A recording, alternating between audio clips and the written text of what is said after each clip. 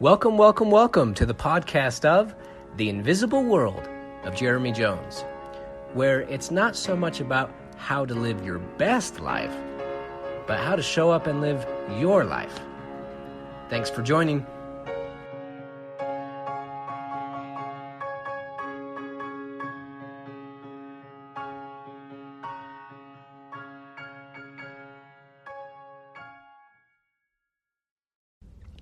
In today's episode, we are talking about the moon and the sun.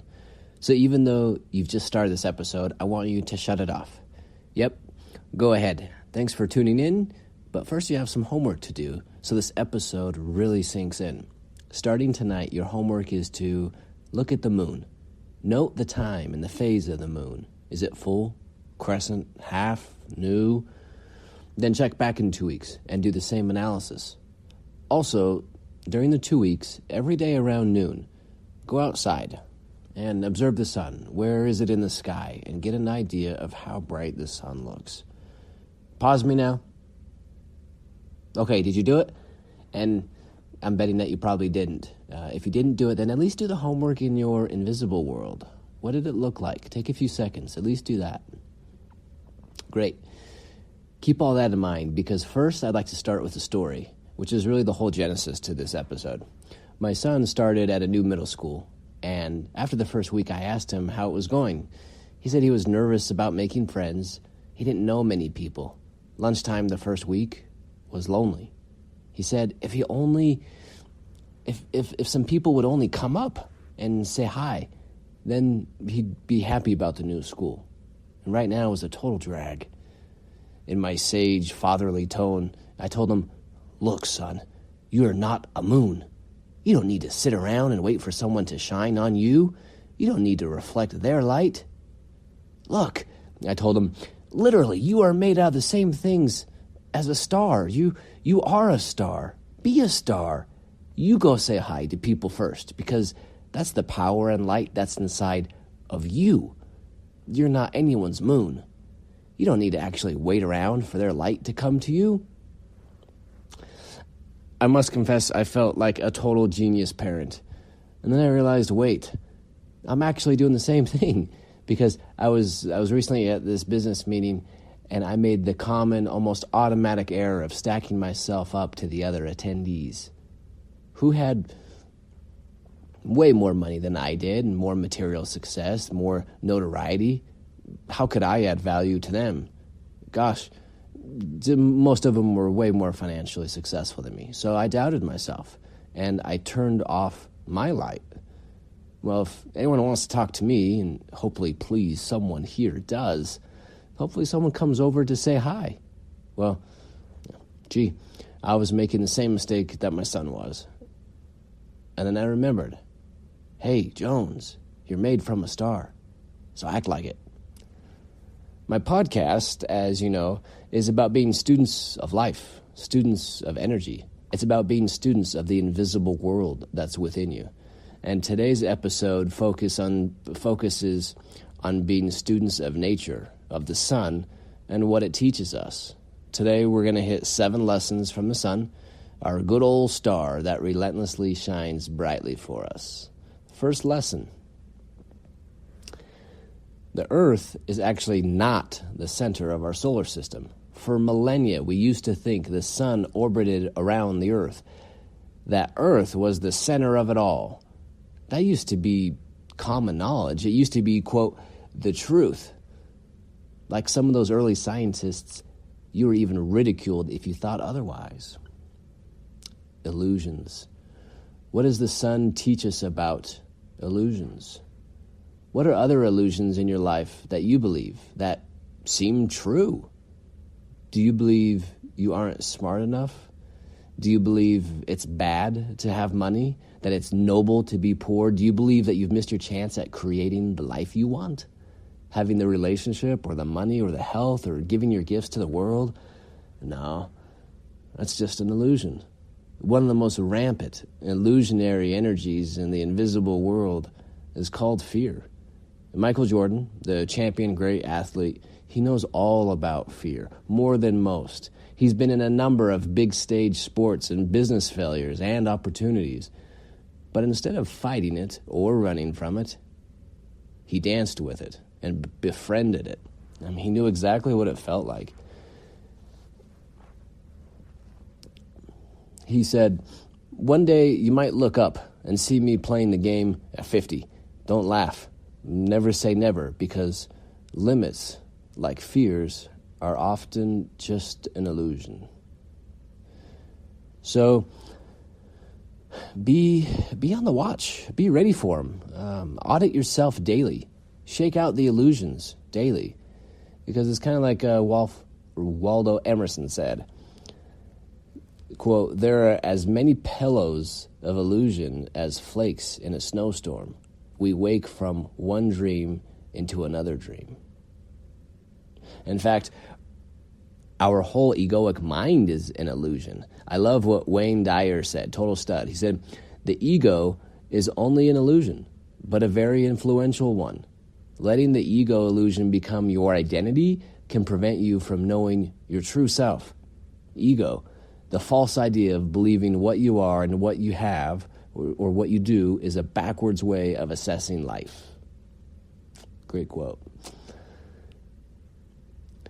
Everything outside of us, out there in the outer world, in the objective, visible world, the cars, the houses, the kids, the job, who you're dating, who you're married to, where you buy your coffee from, I don't know, what kind of shoes you wear.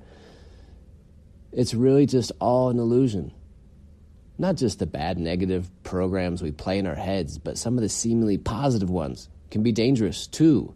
It can all be altered, twisted, malleable, manipulated. What are some illusions that you've always believed?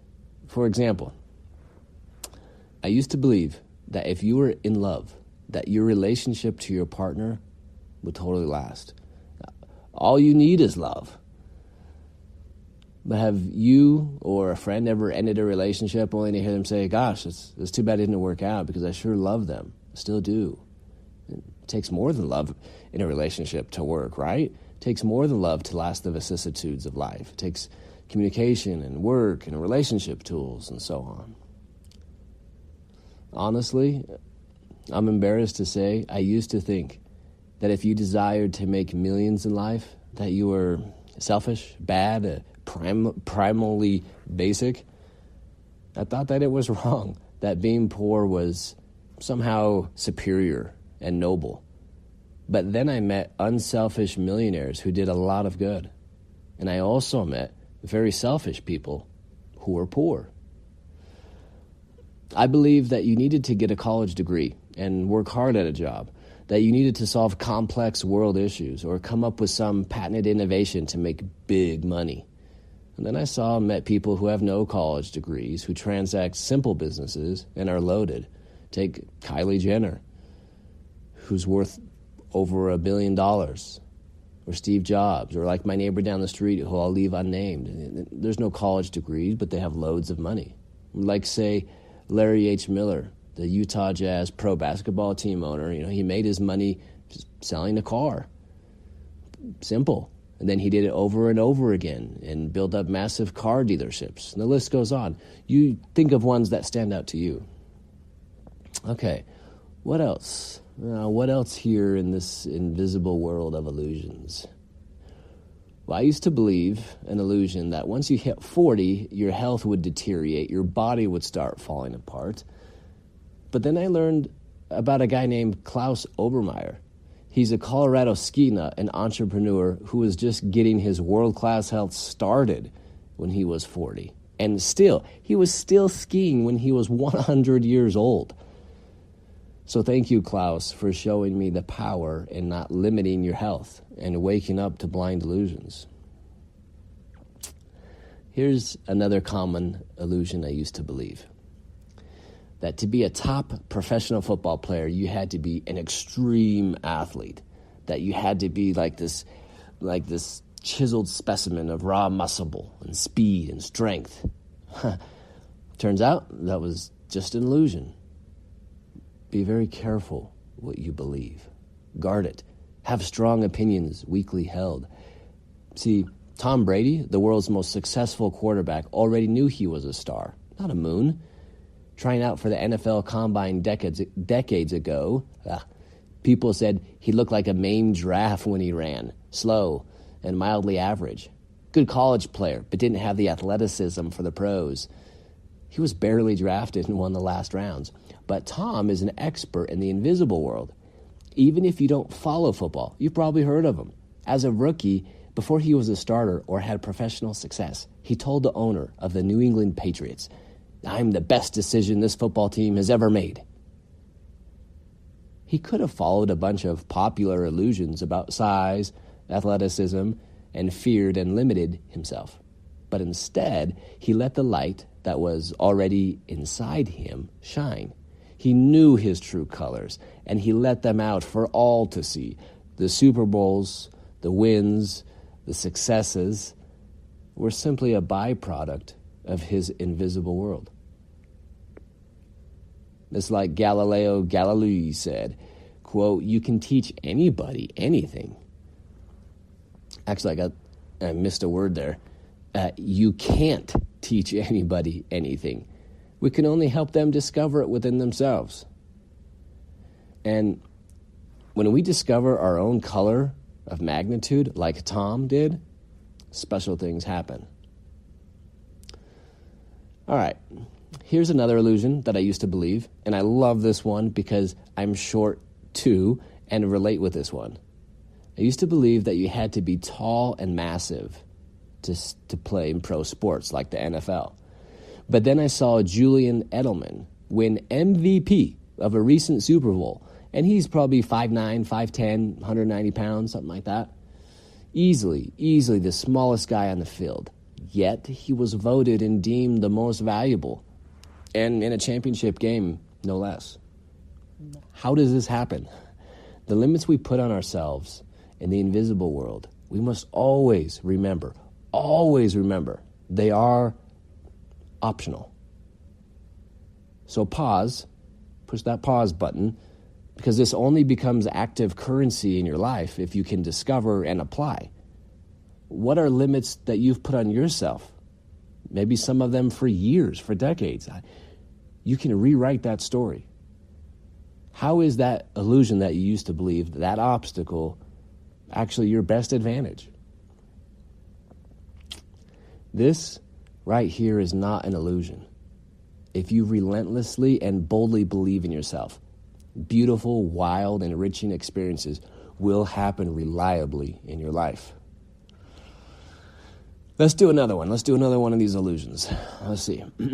I used to believe that you had to come from money and education and a blue chip family pedigree to get like gazillion level of dollars. But then I learned about Oprah and saw the truth about boldly believing in yourself.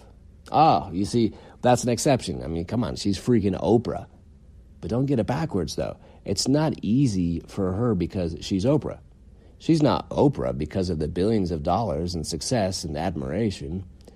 Those are byproducts because she first chose to be authentically Oprah. She first admired herself. She first boldly believed in herself. She let her stars shine so brightly, it couldn't help but reach everybody in sight.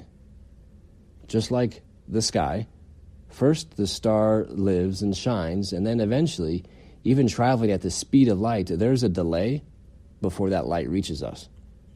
So don't let the delay get you down. The light travels through space and eventually reaches us. For the sun, the equation is 8 minutes. It takes 8 minutes for its power and light to reach us. But it comes. It comes. It's like the seed. You don't see a tree when you plant the seed, at least not in the five sensory outer world. First, you see the tree in your invisible world. Then you plant the seed, and then eventually you see the tree in the outer world too. I teach my kids to focus first on the invisible world, not the external, measurable, five sensory world. I encourage them to have invisible friends, and the more the merrier. What's in this invisible world? I mean, everything, right? If I said, what can you feel from the sun? You'd probably say measurable heat, warmth, But what else? What else beyond heat? Think of the sun. What do you feel? How about life and light, growth, energy, and hope? It's invisible, but the sun actually gives us hope. We even say metaphorical things like it's the dawn of a new day. And this energy and power is the same energy that's available 24/7 in your invisible world from your own star chakra. Let's look at Michael Jordan again. Okay, do you know who Sam Bowie is? Well, I'm sure Sam is a great guy, but you've probably never heard of him, even though somebody drafted him before Michael Jordan.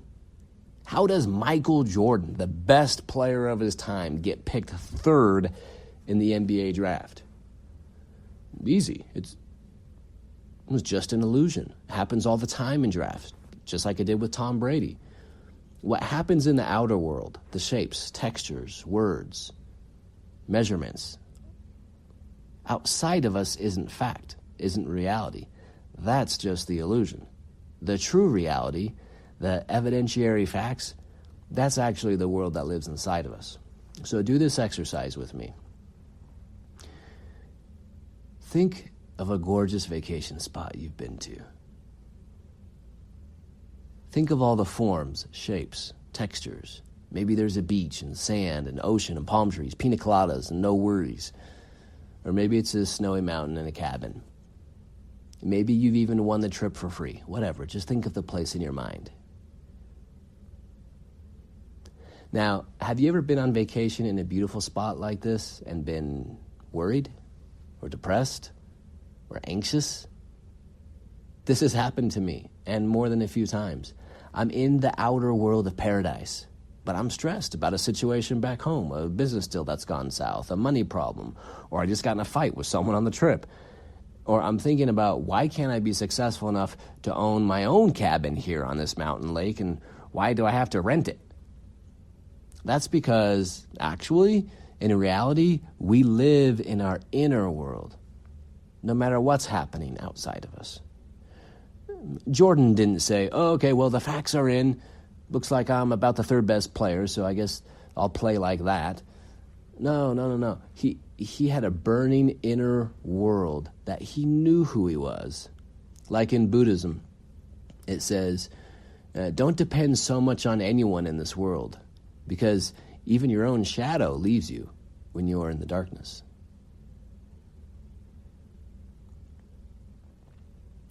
Here's another illusion I sadly followed for years. It's, I have to work long hours and sacrifice time with my family, friends, and hobbies if I want to make truckloads of money. Really? Well, lots of people follow this illusion. It's tempting because we think if we just work hard enough, if we just sell out this day, sell out this week, this year, and eventually the whole decade as sacrifice, as tribute, then, oh man, one day I'll have enough to do whatever I want in life, how much money I want.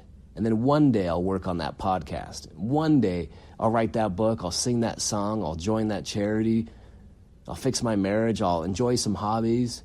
I just have to work harder for now, though. We've all done that. But I tell myself, do not fall in that trap again. We don't have one day or someday. All we really have is today. Be someone who doesn't repeat the same mistakes. Don't be like the many. Be one of the few. At the time that I wrote this podcast, Shopify CEO founder Tobias Luke, I'm sure I'm pronouncing that wrong, has a personal net worth of around $5 billion, and his company is around $60 billion. So it's not easier for him to work less because he has so much money. It's way harder. He has thousands of employees, customers, and investors who are counting on his acumen and his leading executive decision-making. Yet he's home. I mean, in December 2019, he said, quote, I've never worked through a night. The only times I worked more than 40 hours in a week was when I had the burning desire to do so. I need 8-ish hours of sleep a night. Same with everybody else, whether we admit it or not. I'm home at 5:30 every evening. I don't travel on the weekend. I play video games alone with my friends and increasingly with my kids. My job is incredible, but it's also a job. Family and personal health rank higher in my priority list. Wow. Pretty good insight about illusions from a guy who founded and runs a $60 billion company. Illusion. The earth is flat. Now we say the earth is round. We said President George Bush that he would ruin the country. And then I heard people say Barack Obama, he's going to ruin the country. He's going to turn us over to the enemy. He's not even a U.S.-born citizen. And now I hear Trump. Trump's going to ruin the country with his cavalier narcissism. He's going to ruin the U.S. When the Democrats are in power, they are ruining the country. And when the Republicans are in majority, they are the ones ruining the country. So many illusions. What's something big? Or what's something small that you believe and now you see? That was just an illusion. Even if you get ridiculed, like Galileo Galilei, who was literally arrested. He was put in house arrest for the remainder of his life for his crazy findings, like saying that the sun, not the earth, was the center of our solar system.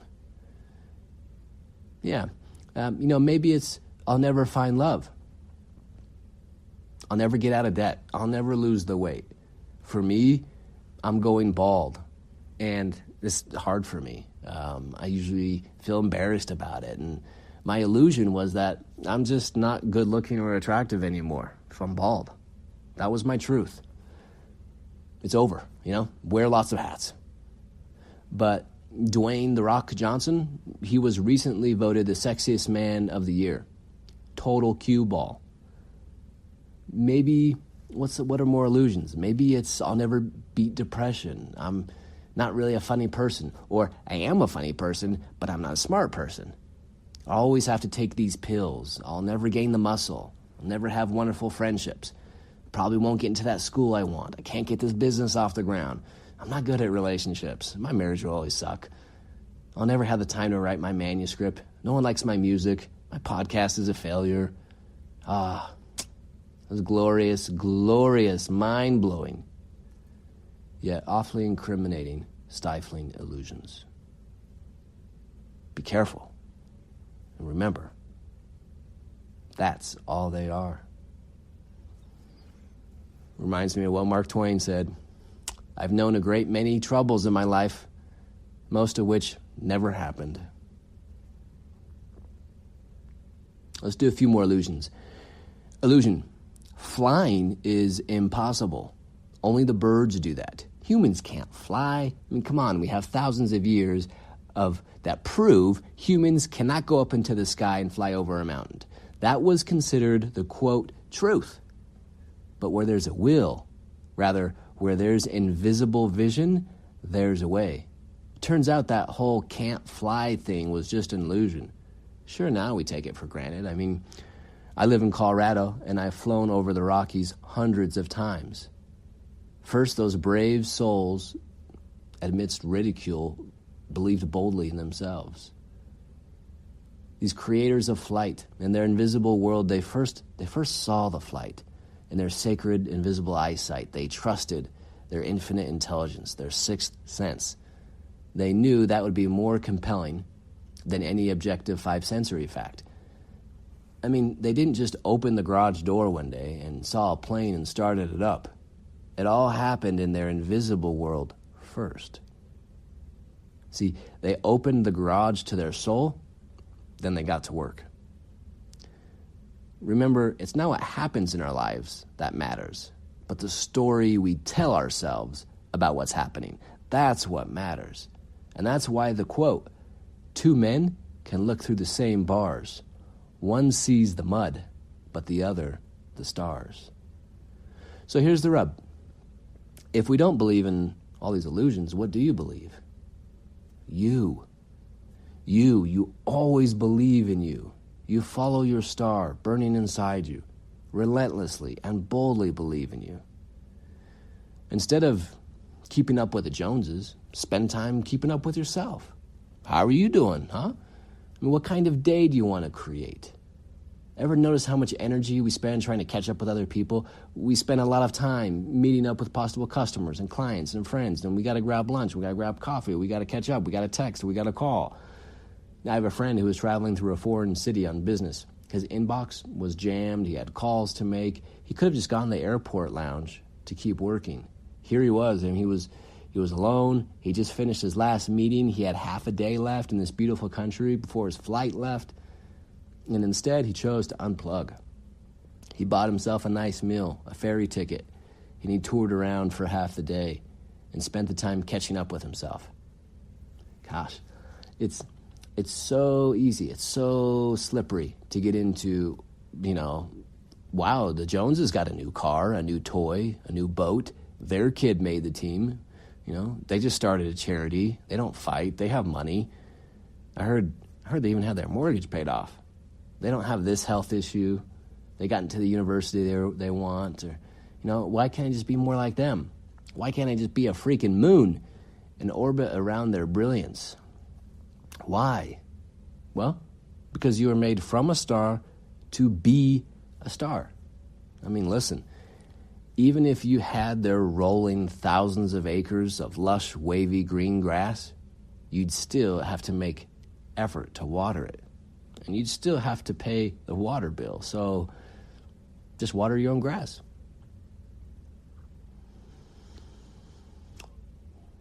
What are the fears that you've been afraid of? Let me know. Hit pause here. Let yourself know. This podcast, honestly, it's only worthwhile if you're running across the bridge to your inner world. What are some things right now you've been believing that are just illusions? Write it down. Or if you can't because you're driving, working out, just verbalize it right now. Just say it out loud, because if you speak it or write it, boom, it hits the brain synapses so much harder. Let's move on to the second lesson. Second lesson of the sun. Our sun is an average-sized star called a yellow dwarf. So our star is classified as an average-sized yellow dwarf. A red giant star, like Betelgeuse in our galaxy, is 100 times bigger. If our star tried to be something it wasn't, to gotta go big or go home, it would torch our whole planet, with the surface of the sun bellowing at about 10,000 degrees Fahrenheit. Just a fraction of it going bigger would erase our whole planet. The sun doesn't feel like it needs to go big or go home. It just is. It's true to its own color. But stay with me here, because the opposite's also true. If it dwindled and was less than its created purpose, then it would freeze out and ice over, just by margins of degrees. Whether it was by a divine, godly creator or a remarkable evolutionary compilation, we are made out of stardust elements, just like our sun. So the sun focuses on being itself, not being Betelgeuse. The sun's not thinking, oh man, come on, I really need to step it up today. I mean, look over there at Betelgeuse, he's crushing me. He's so much brighter than me. His house is so much bigger. And what about Betelgeuse? He could get into the comparing disease too. Think about the largest known star. It's called the VY Canis Majoris. It's so big. It's huge. Try to visualize this. It's so big, you could fit 3 billion with a B suns inside of it. But interestingly, its surface temperature at that size is only half of our sun's surface temperature. And the most luminous, brightest star that we know of today in the universe is called R136A1. It kind of got shafted with a lame name, but it's such a cool star. It would take 9 million of our suns glued together to produce the same luminosity. However, It has a very short shelf life, only 4 million years, just a fraction, really, of the billions of years our sun shines.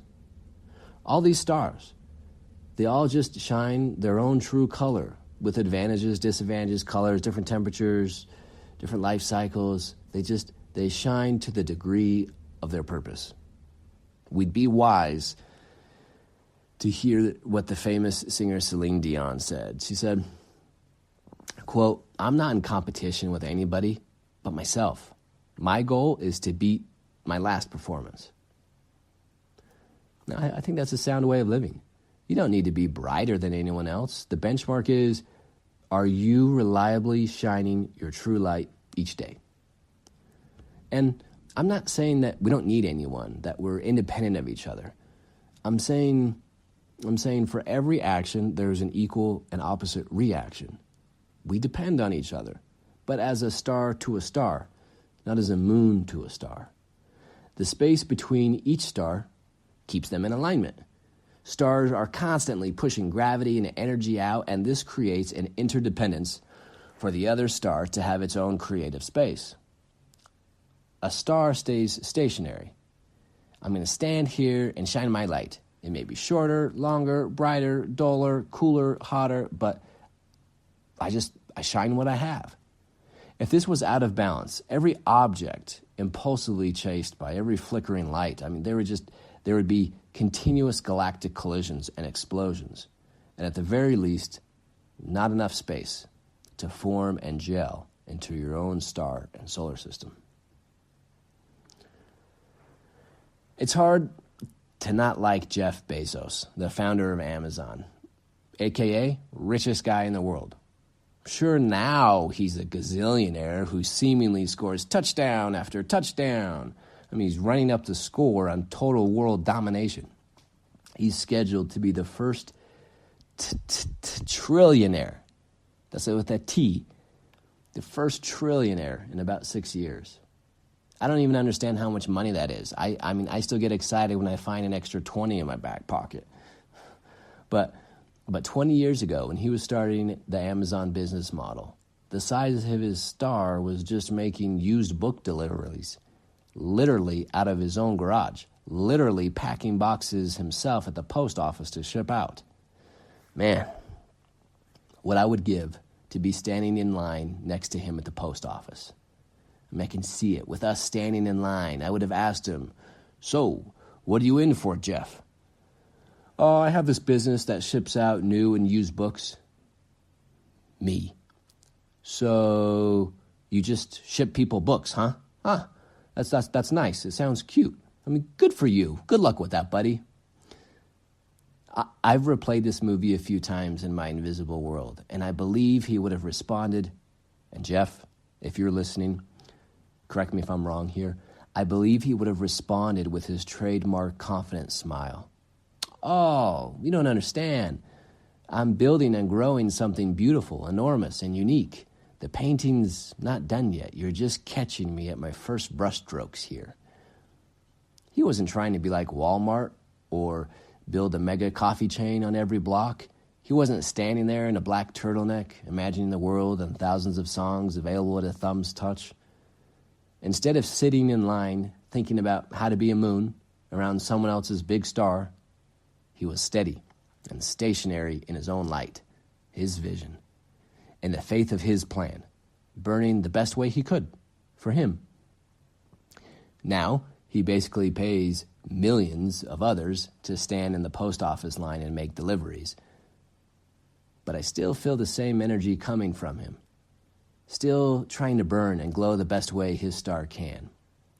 And could you imagine if he was sitting in line at the post office, making those deliveries, scrolling through his phone, and maybe he saw a post about his cousin getting rich in real estate and posting photos from Tahiti and his new big dream house he bought?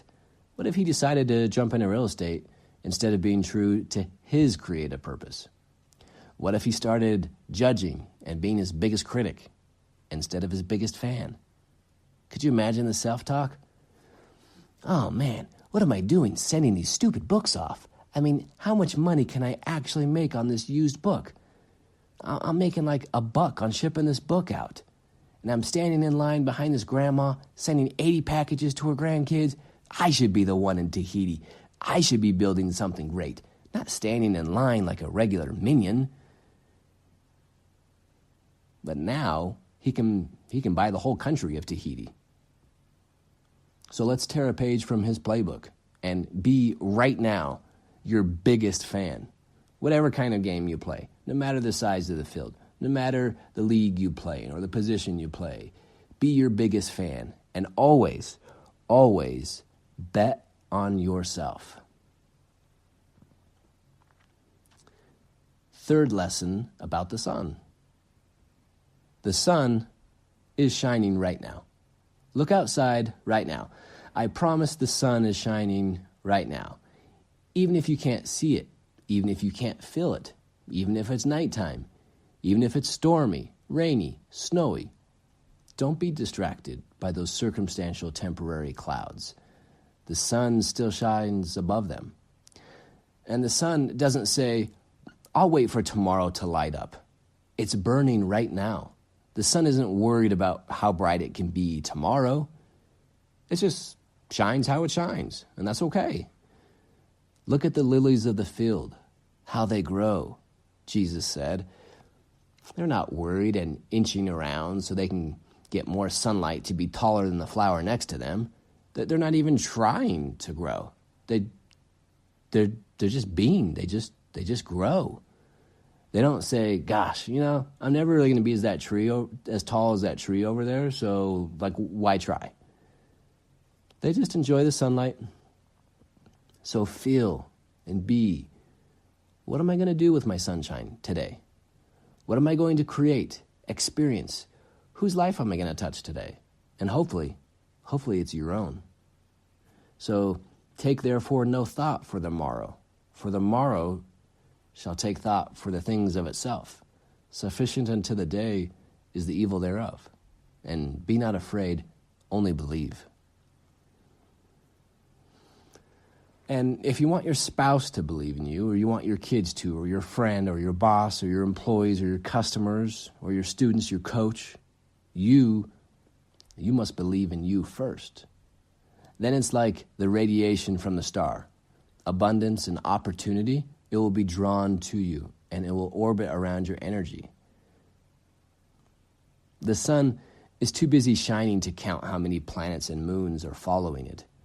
It's not going to be like, oh, shoot, it's not enough. It's not enough. I only have these 8 planets orbiting me. Pluto doesn't even count anymore. So tomorrow I'm going to really try a lot harder to be much brighter than Beetlejuice. I'm going big tomorrow. More money, more effort, get more followers, more likes, more validation. Nope, it just shines.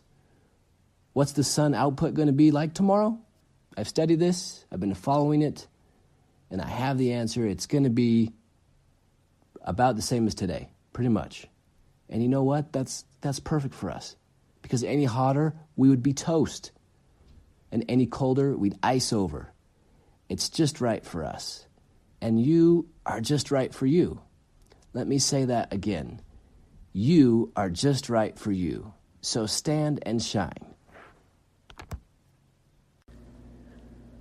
Fourth lesson. The sun is the only star in our solar system. Even though it's alone, the sun boldly believes in itself, no matter what we say. In our solar system, the sun sits in pure solitude, strong enough to stand by itself. It's just one star, surrounded by thousands of comets, planets, moons, and asteroids, and dwarf planets. But many solar systems have more than one sun. In fact, more than half of all stars are in multi-star systems, meaning you'd see multiple stars, multiple suns from your planet. But ours is a lone star. Now, 1,300 Earths could fit inside Jupiter. That's how big Jupiter is. Amazing. But the sun is really alone here.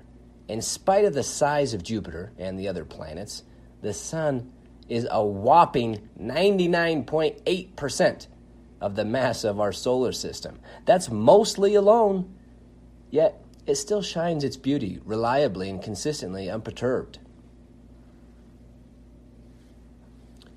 Fifth lesson. Did you know that there's enough solar energy hitting the Earth every hour to meet all of humanity's power needs for an entire year? Yet, as you know, we only use just a fraction of this solar energy. Wow, what an incredible missed opportunity. It's such unused potential. And what about us? Are there opportunities that you're missing to shine your potential, to shine your truest colors? Where are you limiting yourself with fear? I don't mean how can you have more money or a newer sports car or six-pack abs by Friday. And sure, those things can come. But that's on the outer world. I'm talking about the invisible world. Did you ever leave a conversation saying, oh, man, I wish I would have said, or did you miss your potential by not trying to pursue a dream? Isn't that the worst fear of all? The ones that keep us from not trying? That's the biggest mistake. Not trying. Sometimes the thought temptation comes along. What's my true calling? What's my passion? My bliss? Please tell me so I can follow it. When searching for a hidden life purpose or a calling or a path of passion, the calling is already clear. So here's what you are meant to do. Just be you. You be you. In each moment, each brushstroke, and eventually it will frame a whole complete beautiful picture with many colors along the way. Are you doing what makes your soul come alive? The passion is, are you touching everything that orbits around you, each person? Are you touching each piece of work, each time of work and play with your passion? You don't need to find your passion. You don't even need to follow your passion. You don't even need to follow your bliss, because don't you see, it's not outside of you. It's not what you do. It's not a calling outside of you. You are the passion. You are the bliss. You are the light, the life, and the light in the world.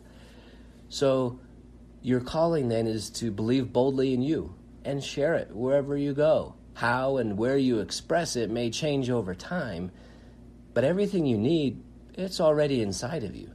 So share it unapologetically, boldly, reliably, unabashedly. Like the sun, sometimes people will see it, and they will build and play and work and be inspired from your sunlight and use it. And sometimes people will totally miss it. They will just stay inside and watch Netflix and not see your gifts. Sometimes there will be clouds and people won't see your starlight. But you can't make them see your light. You can only make you shine. And that's why we have that well-traveled Mary Ann Williamson quote. I'm going to quote it here. It says, "Our deepest fear is not that we are inadequate. Our deepest fear is that we are powerful beyond measure. It is our light, not our darkness, that most frightens us. We ask ourselves, who am I to be brilliant, gorgeous, talented, fabulous? Actually, who are you not to be? You are a child of God. Your playing small does not serve the world. There's nothing enlightened about shrinking so that other people won't feel insecure around you. We are all meant to shine."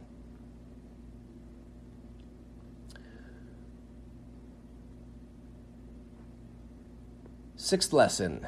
All right, the sixth lesson here is that the moon only reflects light. It doesn't actually generate light. You may be the brightest moon. You may own the night.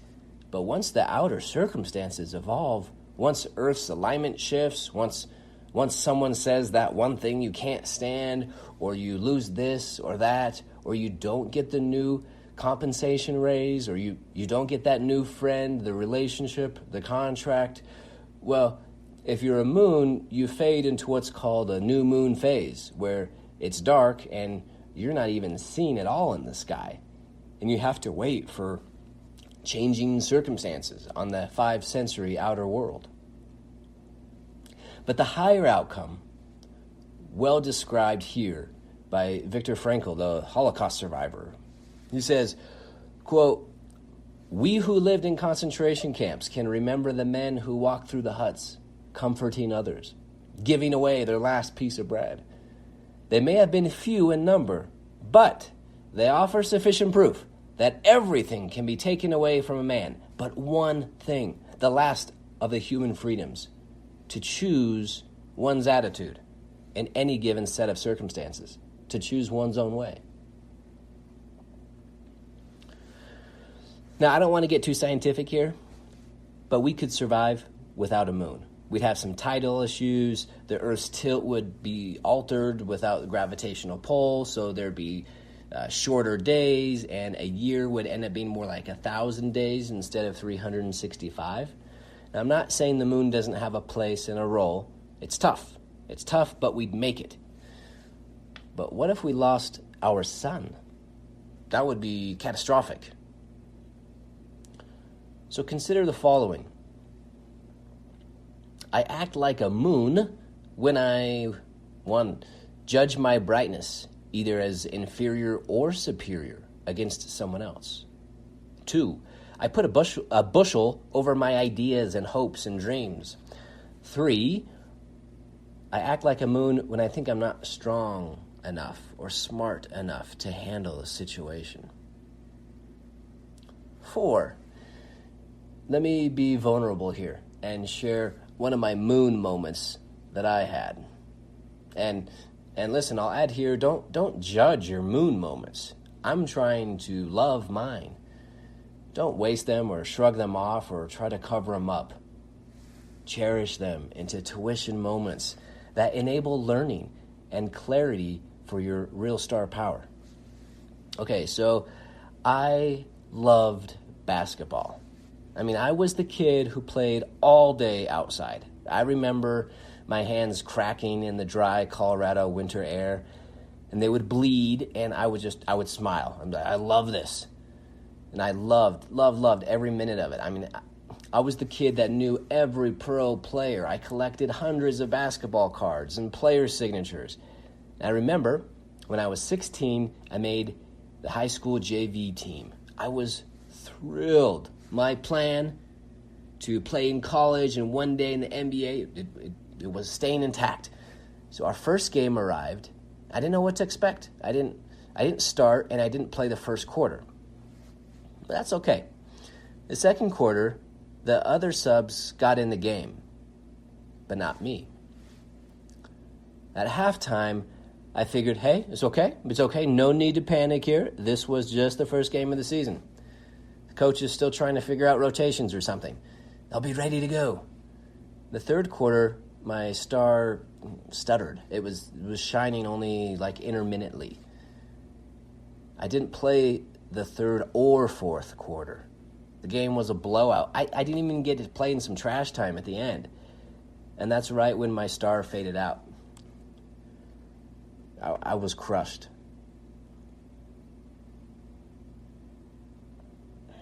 I still remember walking through the hallway to the locker room. This orange jersey I had on was still smelling like Tide. After the game, under the street lamps out in the school parking lot and in the safe kind of solitude of my truck, I freaking cried my eyes out. It was sad for me. Sad things happen.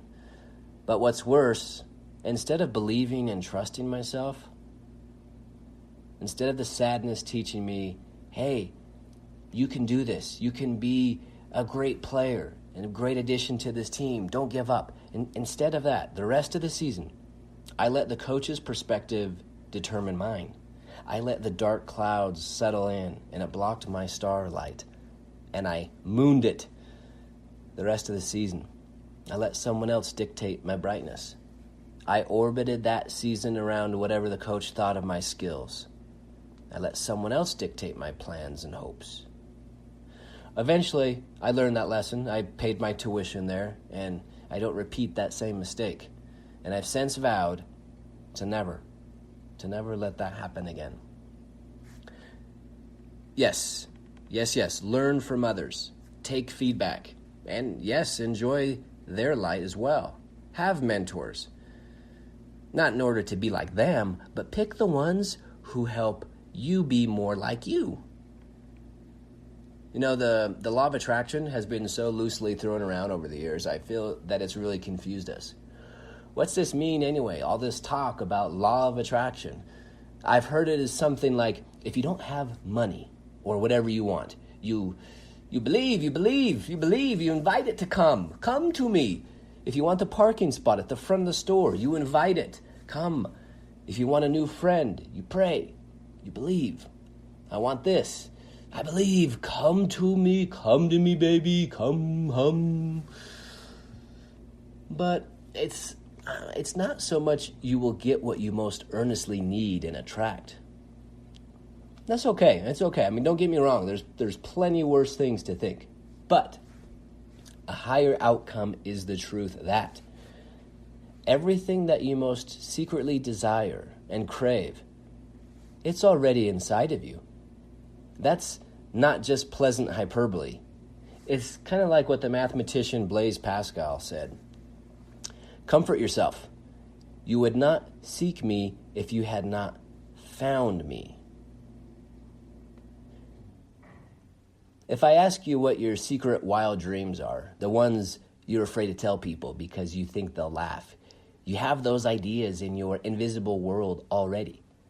The way to manifest those desires in the five sensory objective world, the way will open up to you as long as you anchor to those inner truths. Here's my problem with the law of attraction, at least how it's regularly thrown around in lay terms. It starts from a place of lack, from scarcity, from need, that you have to attract and look for things outside of you. Just like the sun, however, the deeper you go inside your core, the hotter and more powerful you are. We are scientifically and divinely created from the sun's elements. And the sun doesn't just sit there and think, oh, shoot, if I could only have the earth orbit around me, then I would be a happy sun. The earth comes along, it feels the sun's radiance, and it starts orbiting. Then does the sun say, well, I mean, that's nice and all. It's nice to have earth orbiting around me, but I'm a big thinker. I mean, I'm a go big or go home kind of star. You know, I don't just need one planet. I need more. I'm an important sun. I deserve more. So I need to attract another planet and another planet to come orbit. No, I mean, the sun doesn't do that, right? And how do I know these things? Because I've watched the sun. I've sat in fields and streams and mountains, and I've watched it. I've listened. And do you know what the sun says? It says, well, I mean, it says nothing. It just shines. It's just shining, doing its thing. It radiates. It's not coming from lack. And because it lets its light shine, oh, this little heart of mine, I'm going to let it shine. Well, then the planets are pulled into something so radiant and powerful. The sun didn't have all these cool planets orbiting around it and then say, oh, yeah, okay, now that I have all these hundreds of moons and planets and belts and asteroids that are circling me, okay, yeah, now I can burn and be me. No. It was the reverse order. It burned its true light so reliably, so fully, that the orbiters were drawn in. Even then, it wasn't a massive, like a snap of a finger. And then all of a sudden it had a complete solar system revolving. No, it took time. There was a delay. Probably some things started to orbit and flew off to another solar system, and that's okay. One planet or moon started coming in at a time. So if there's something you're wanting in your life, don't try to attract it from lack, from scarcity, but you must reach within and radiate it. It's already inside of you, so shine that light out there. Even with all the mistakes, the inadequacies, and eventually you'll find a Newtonian reaction, an equal and opposite reaction orbiting around you. And like the solar system that took billions of years to come together, and like the 8 minutes of delay it takes for the current sunlight to reach us, allow for some travel time between your inner world and becoming visible in your outer. Maybe even some traffic and delays, but it's okay because you've already found it inside.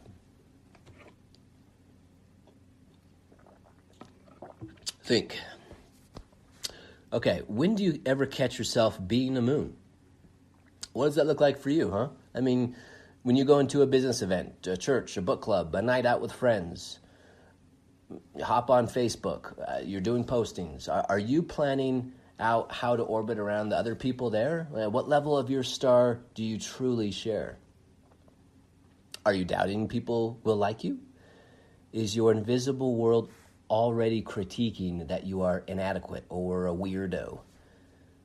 Are you seeking validation? Are you trying to orbit around someone else's security, confidence, attitudes, opinions, successes? Or are you thinking, hey, listen, I'm me, and I'm just going to be me, and some goodness will come out of it one way or another? I mean, and yeah, this should take about 8 minutes. You know, when we are stars in training, we look to parents, we look to mentors, we seek education and resources. We seek and are drawn to light. Da Vinci, Michelangelo, Buddha, Jesus, Gandhi, Michael Jackson, Plato, Robin Williams, Shakespeare. And these are household names we're talking about here. They still evoke imagery and immediate emotion, their light and radiance through their work, through their expression that's touched our soul. And we were drawn. They dared to boldly believe in themselves, even if it was different or unpopular at the time. Take Jesus for an example. He's a household name, but during his ministry, by the majority, he was considered rogue and rebellious, even dangerous, for speaking up against the meticulous laws of Moses and some aspects of the Torah. He and many of his key followers were harmed or killed. He didn't have a church on every corner. During his ministry, he was very unpopular. He was on the run. He was teaching in the wilderness, in the streets, often lonely, evading captures and threats, and still consistently, boldly believing in himself and his messages. Okay, here we are. The seventh and last lesson from the sun today is the sun is 75% hydrogen. Well, why is that interesting? With only one proton, hydrogen is the simplest, lightest element, and followed by helium, which has 2 protons. Oxygen atoms have 8 protons. Many elements are much more complex. At 75%, hydrogen is the most abundant. It's the most common element in the whole universe, followed by helium at 23%, oxygen at 1%, and then 1% other. What happens, though, when you mix 2 of the 3 most common elements? You get water, and that's an important thing. Water, very common, but pretty darn important. So therefore, the sun is mostly composed of a single proton and a single electron, and hydrogen is the simplest and most abundant element in the universe. It's estimated that 75% of the visible universe is composed of hydrogen. I mean, that's fascinating. Think of it. The most simple element in the universe, yet the most powerful. 1 hour of sun is enough juice to power the planet for a year. Yet we don't realize this potential. We just look for something more complex, more hidden, and more obtuse. Don't confuse common with effective. Don't confuse common with important and valuable. Avoid feeling it necessary to be rare. I mean, plutonium is a very rare element, and hydrogen is so common. But it's actually more dangerous, but plutonium is more dangerous than helpful. Or take gold. Gold is so rare, but we could easily live without it. Hydrogen, though, the most common element. It's available on every corner store. Yet we would be vaporized without it. So don't write off any of the talents and skills and interests that you have just because you think they are too common. I mean, take Oprah's talent of talking with people, making interesting conversation. It's not like it's unheard of. If you are asking, What am I supposed to be doing with my time here on earth? I mean, besides, of course, listening to this podcast. I'm wondering, what's my calling? What's my talents? What does it mean for me to leave my mark? The chances are it's common, abundant, and readily available, and it's right in front of you. You need only believe. Okay, let's wrap this up. Takeaway. Takeaway here. You can't be a moon when you were made out of a star to be a star. Don't get sidetracked trying to simply reflect the approval and validation from someone else's star, because you are no one's moon. Did you ever think, how is the sun able to burn so hot at 93 million miles away from Earth? Well, the surface temperature of the sun is 10,000 degrees Fahrenheit. That's pretty darn hot. But something special happens in the core, deep inside. There, it's 27 million degrees. So burn from your deep core. Don't give from your surface. Give the deeper heat. Give the juice from your core. I mean, the reason the sun is able to sustain life on planet Earth 93 million miles away is because it generates from the core, not the surface. And the more we burn from our core, the more we can help others, the more warmth we can give off. Burning from your core means you don't worry about trusting other people because you trust yourself and you know you'll make the best decisions you can at that moment. It means you know what you believe and you believe what you know. It means you express your core reliably. It means you listen and honor the messages that are invigorating in your soul. It means you are your own biggest fan, not critic. So, to finish today's episode, like we do each one, I want to remind you, the world needs who you are meant to be. So be it.